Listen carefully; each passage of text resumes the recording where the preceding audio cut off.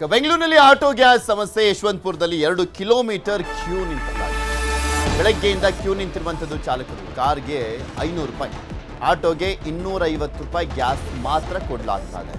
Gas ಸಿಗದೆ auto ಚಾಲಕರು ಆಕ್ರೋಶವನ್ನು ವ್ಯಕ್ತಪಡಿಸ್ತಾ ಇದ್ದಾರೆ. ಎಷ್ಟಿದೆ ಅಷ್ಟರಲ್ಲಿ ಮ್ಯಾನೇಜ್ ಮಾಡುವಂಥ ಕೆಲಸವನ್ನ ಆ ಗ್ಯಾಸ್ ಬಂಕ್ ಅವ್ರು ಮಾಡ್ತಾ ಇದ್ದಾರೆ. ಎಲ್ರಿಗೂ ಕೇಳಿದಷ್ಟು ಆಗ್ತಾ ಇಲ್ಲ. ಯಾಕೆಂದರೆ ಬೇರೆಯವ್ರಿಗೂ ಸ್ವಲ್ಪ ಸಿಗಲಿ ಅನ್ನುವಂಥ ಕಾರಣಕ್ಕೋಸ್ಕರ ಆಟೋದವ್ರಿಗೆ 250 ರೂಪಾಯಿ, ಇನ್ನು ಕ್ಯಾಬ್ ಅವ್ರಿಗೆ 500 ರೂಪಾಯಿನ ಗ್ಯಾಸನ್ನು ಹಾಕಲಾಗ್ತಾ ಇದೆ.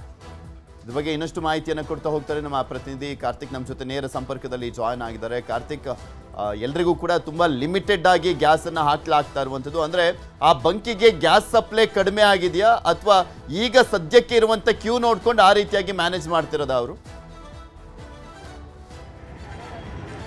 ಪೃಥ್ವಿ, ಕೊಲ್ಲಿ ಯುದ್ಧದ ಪರಿಣಾಮ ರಾಜ್ಯದ ಆಟೋ ಚಾಲಕರಿಗೆ ಸಾಕಷ್ಟು ಪರಿಣಾಮ ಬೀಳ್ತಾ ಇದೆ.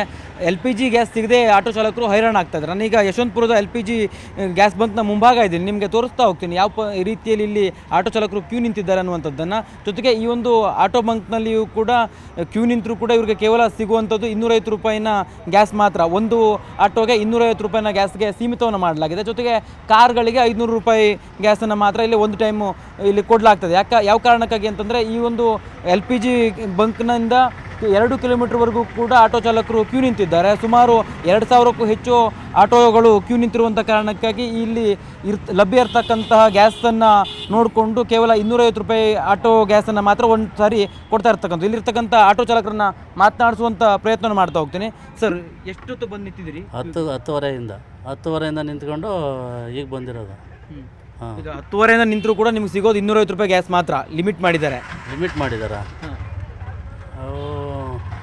ಗೊತ್ತಿಲ್ವೇ ಇರೋಣ, ನೋಡಿಲ್ಲ, ನನಗೂ ಗೊತ್ತಿಲ್ಲ. ಹೋಗ್ತೀವಿ, ಅಲ್ಲಿ ಹೋದ್ಮೇಲೆ ಗೊತ್ತಾಗುತ್ತೆ.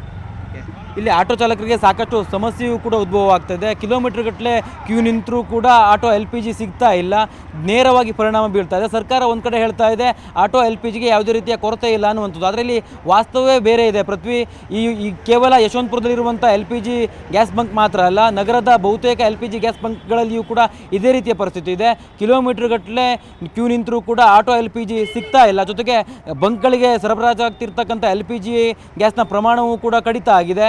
ಈ ಹಿಂದೆ 12,000 ಟನ್ನಷ್ಟು ಸರಬರಾಜಾಗ್ತಾ ಇರ್ತಕ್ಕಂಥದ್ದು ಅದು ಕೇವಲ 6,000, ಅಂದರೆ 50% ಕಡಿಮೆ ಈಗ ಸಪ್ಲೈ ಆಗ್ತಾ ಇರುವಂಥ ಕಾರಣಕ್ಕಾಗಿ ಆಟೋ LPGಗಾಗಿ ಆಟೋ ಚಾಲಕರು ಪರದಾಡುವಂಥ ಪರಿಸ್ಥಿತಿಯೂ ಕೂಡ ನಿರ್ಮಾಣ ಆಗಿದೆ. ಪೃಥ್ವಿ, ಓಕೆ, ಧನ್ಯವಾದ ಕಾರ್ತಿಕ್.